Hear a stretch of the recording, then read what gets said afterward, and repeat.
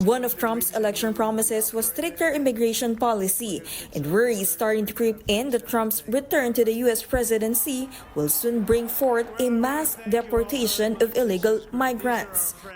That's why as early as now, the Philippine Embassy in Washington is already warning undocumented Filipinos in the U.S. to leave the country instead of risking deportation. Immediately leave voluntarily, because once you're deported, you can never come back to the United States. At least if you leave, there's always an opportunity or a chance that you'll be able to file at the right and just follow the rules and regulations of the country. He says any Filipino staying in the U.S. illegally can seek help from the attaché of the Department of Migrant Workers at the Philippine Embassy in Washington, D.C.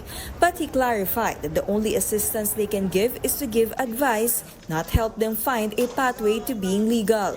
If they have a potential roadmap to be able to stay in the United States legally, then we tell them, then get the right person to help you, a lawyer or whoever it is, and start the process. But if there is none, it's clear that there's only one way, so that you will have a chance to be able to apply legally, but you do not allow yourself to be deported. Because there are many cases where once you're deported, 99% you will never be able to come back to the United States. Ambassador Romualdez also pointed out that it's not just in the U.S. Many other countries, for instance in Europe, have also recently tightened immigration policies.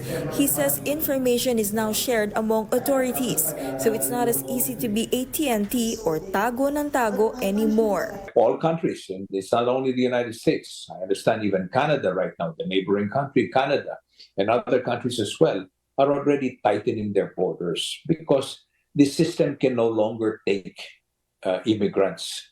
They need legal immigrants and potentially people that will not burden the social system. You know, the TNTs, the people who are always hiding, will be discovered at some form or another, because information is now shared by all departments, immigration, customs, the DHS, the TSA, all of this is now interconnected. One of other things that Trump campaigned on was an America First policy, wherein he promised to bring back jobs to the U.S. This has sparked concerns among some quarters that it may affect the BPO industry, being that North America is still the Philippines' largest client by region.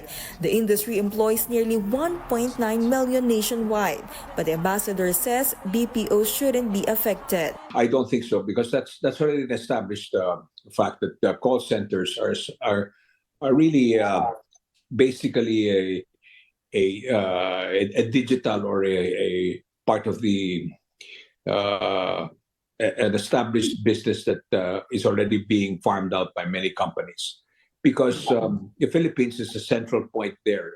We've had this for quite a long time now, and I don't think that that's going to be severely affected.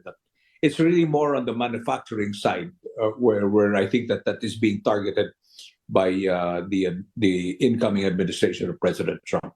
Trump will be inaugurated at noon on January 20, 2025.